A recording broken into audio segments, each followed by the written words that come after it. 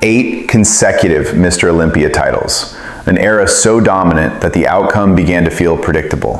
For nearly a decade, the Sandow Trophy seemed permanently claimed by one athlete, Ronnie Coleman. Year after year, competitors arrived in peak condition and left in second place. But one of those competitors kept returning, year after year, closer each time. Not a sudden rivalry, not a dramatic feud, a long, public chase that unfolded on the Olympia stage in front of the entire bodybuilding world. And in 2006, the streak ended. The question is not just how it ended, it is what happened before and what happened after. Because the story of Coleman and Jay Cutler is not simply about winning and losing.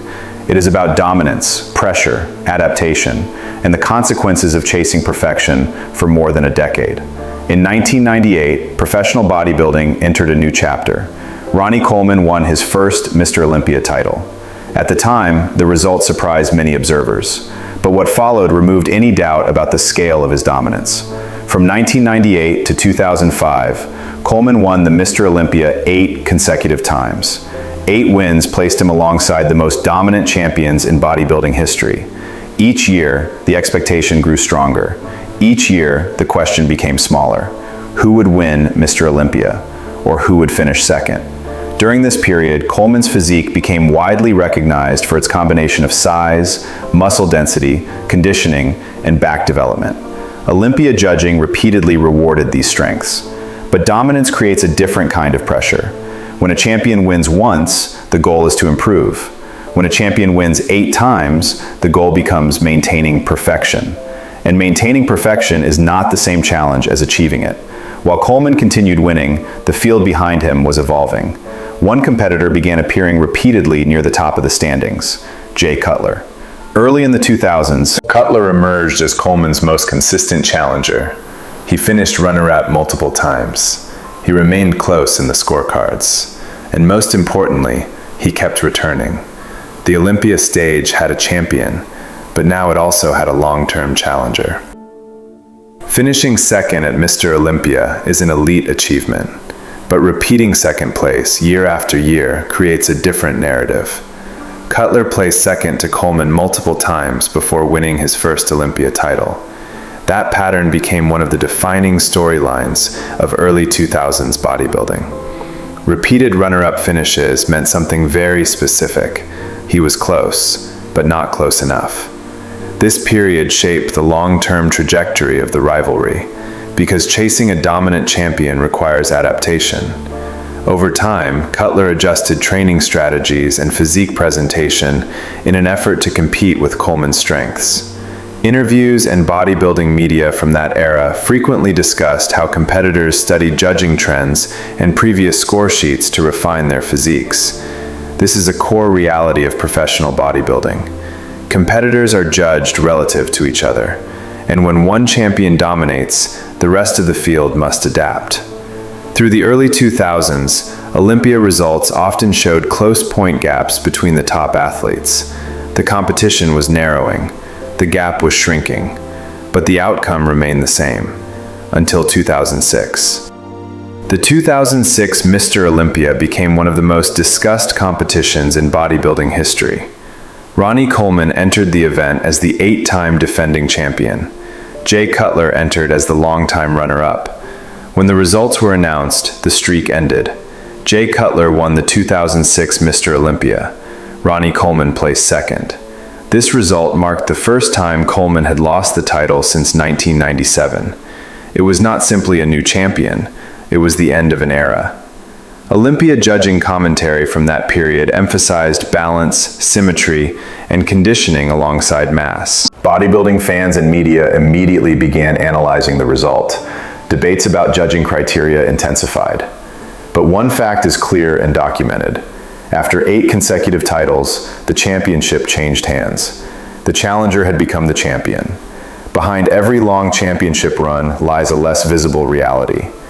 Professional bodybuilding requires years of extreme training, strict nutrition, and constant physical stress. Both athletes competed at the highest level for more than a decade. Long competitive careers bring cumulative physical wear. This is widely acknowledged across professional bodybuilding. Training at the level required for Olympia competition places continuous stress on joints, connective tissue, and recovery capacity. By the mid-2000s, both Coleman and Cutler had already spent years at the top of the sport.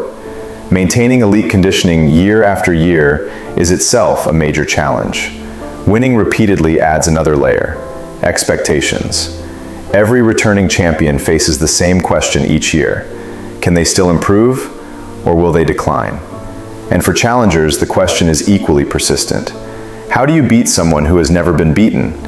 The story did not end in 2006. It changed direction. In 2007, Jay Cutler returned to defend his title and won again.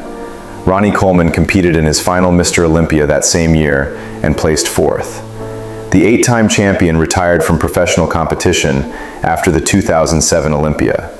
The rivalry that defined an era had reached its competitive conclusion, but the narrative of dominance and defeat continued, because the new champion now faced the same pressure the previous champion had carried: defending the title, maintaining perfection, meeting expectations created by victory.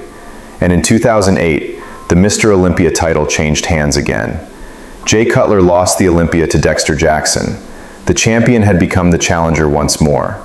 Losing the Mr. Olympia title typically ends championship runs. Historically, very few athletes regain the title after losing it. In 2009, Jay Cutler returned to the Olympia stage and won. This victory made him the first bodybuilder to lose the Olympia title and win it back the following year. It became one of the most notable comeback victories in bodybuilding history. Cutler went on to win again in 2010 before retiring from competition in 2013. The rivalry had evolved into a broader story: not just dominance, not just defeat, but reinvention. Today, both athletes remain prominent figures in bodybuilding. They appear together at public events. They participate in interviews and podcasts. They continue business ventures and public engagement within the fitness industry. Their relationship is widely described publicly as respectful and professional. The rivalry that once defined an era has transitioned into shared legacy. The Coleman-Cutler era represents a full competitive cycle: dominance, challenge, defeat, comeback, retirement. Their careers overlap across one of the most discussed periods in bodybuilding history. One athlete defined dominance through an 8-year winning streak. The other defined persistence through repeated challenges, eventual victory, loss, and comeback.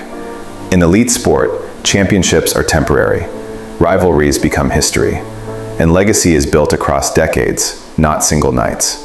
The Sandow Trophy changes hands. The era remains remembered.